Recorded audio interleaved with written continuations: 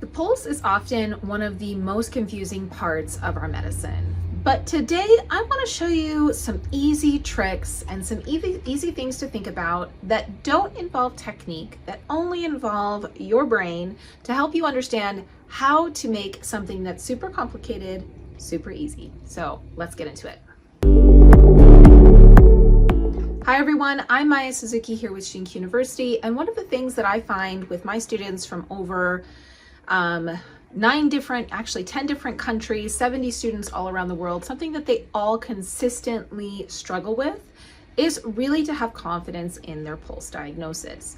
So today we're going to go into a few very simple theoretical ideas and how to understand the pulse, with the key 3 things you need to understand in order to really understand what you're looking at in that pulse and how you can grow upon this with further education. Now, if learning about the pulse and really digging deep into understanding your theory is something that really vibes with you, while of course making sure it's practical, technically correct, and really does make a difference for your patient, then you're going to want to set up a chat with me and let's see if ShinKyu University is the right fit for you. There's a link for that chat in the description box below. All right, so let's get into it. So within the pulse, there are so many different qualities, so many different things that make absolutely no sense. Like this pulse sounds like bamboo being tapped on by water or something like that. It's very, very complicated and oftentimes doesn't really land with most of us who were raised in the West. So let's break it down into something that's really simplistic.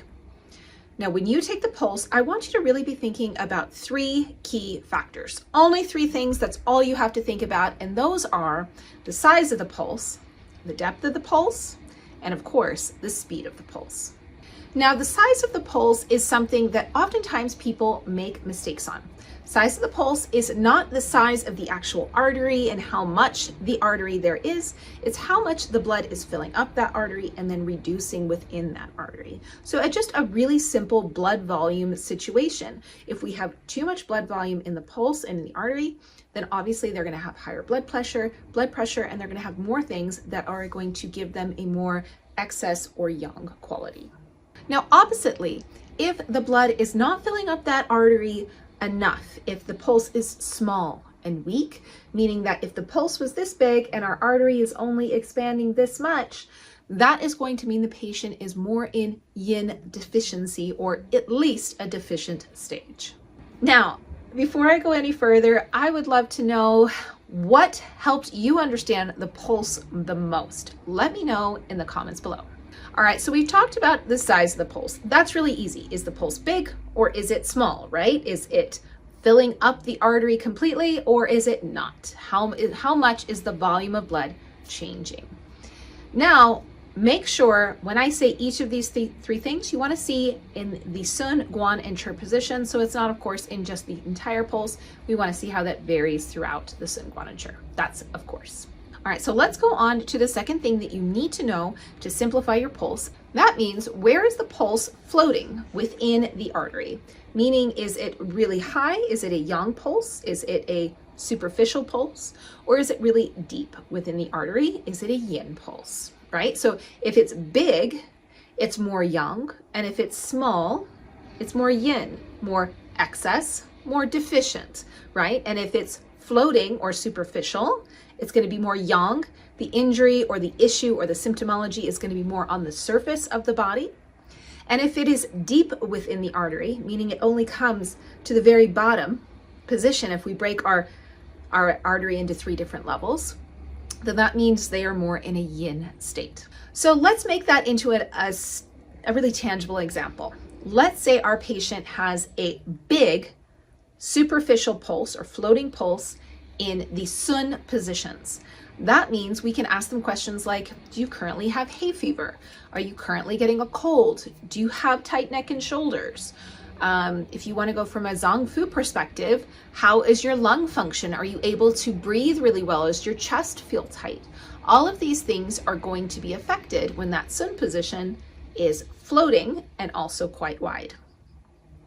Now the opposite, let's say the Chur position is small and quite deep. Well, we have to take in consideration the age of the client, right? Because we're all kind of sliding towards the grave once we pass about 25. So how old are they? How many children have they birthed? Things like that. So if they are 70 and their pulse is small and deep and they've had 5 kids, they might still be doing great for their age. Saying that if they are 18 and their chirp pulse is small and deep and they haven't birthed any children, then we have to worry about their vitality. Maybe they have really cold hands and feet are a good question. How is your menstrual cycle? Are you even bleeding? Are you sleeping well, right? Do you wake up a lot in the night?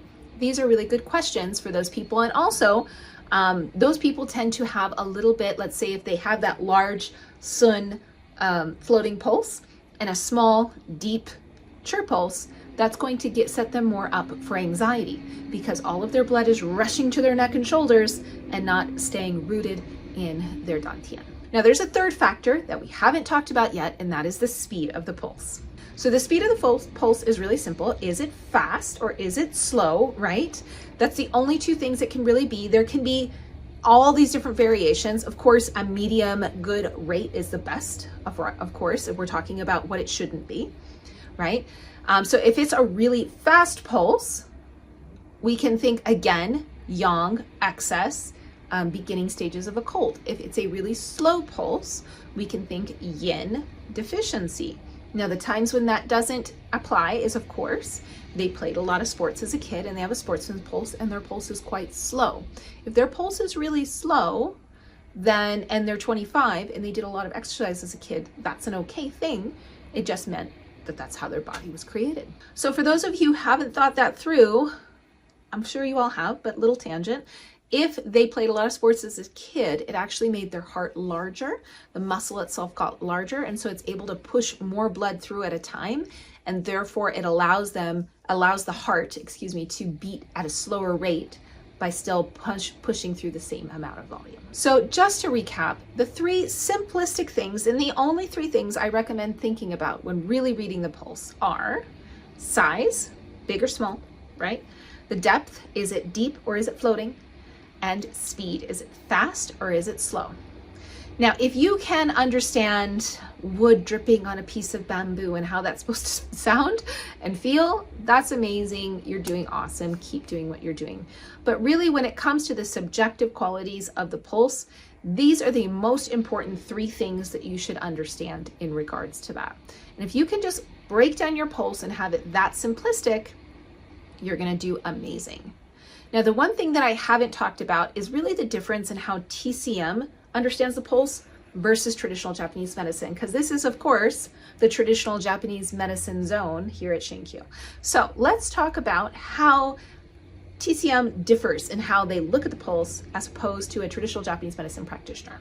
So in TCM, they're looking for the pulse to be the excess pulse, because you want to treat the excess in TCM, most TCM practitioners at least. Now, most traditional Japanese medicine practitioners are going to be looking for the most deficient pulse. So especially if we're doing a Zongfu pulse, like a Japanese morning therapy style practice, then we're going to be looking out of all 6 positions, which position is the most deficient out of all 6. And then based upon that, we can decide our show or our pattern. So let's break that down so it makes a little bit more sense. I'm taking all 6 of my positions, right? I'm understanding, and if you want to go through this in more detail, I have some hands-on videos that I'll link down below for the pulse and understanding the getting the correct placement of your hand on the pulse, because there is some technique involved in this. So you've checked your pulse and you're like, okay, my patient has a floating, fast, large pulse in the sun position and a deep, small, fast pulse in the chirp position on both sides. The guan position is all right, but not great. We have to then say, okay, out of all of those pulses, which is the most deficient? And I decide, you know what, it's the kidney pulse. And so based on that kidney pulse being, because the chur was the most deficient, I'm gonna say this is a kidney show or a kidney pattern. And then you just base that off of the 50, off the Neijing, and then you go through and you find your points and you do your points, and that is your root treatment.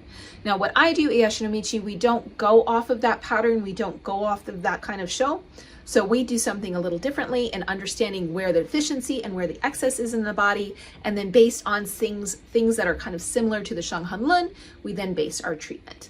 but in the end, it really does look the same. So that was a quick, easy, and super fast way to understand the pulse. If you take anything away from this video besides the fact that traditional Japanese medicine is quite amazing, apparently I'm dancing now in my videos, you really just remember these three things. The speed, the depth, and of course the size of the pulse are the most important things that you need to understand for every single patient at every position. And if you can chart that and really understand that at the beginning and the end of your treatment, you can then understand where your treatment started at, where your patient started at, I should say, and then how your treatment affected the patient's body, and then therefore the results that you got at the end. And these are two really, really important things to think about and to really have in your charts, to have in your brain, so that way you can understand if your patient's constitution is truly changing. Now, there are so many more things than just the pulse to study about traditional Japanese medicine. There's the hara, moxa, shonishin, palpation, so much. So if all of that sounds super interesting to you, then I would very much like for you to set up a chat with me, and let's see if ShinKyu is a good fit to transition your practice from TJM into traditional Japanese medicine.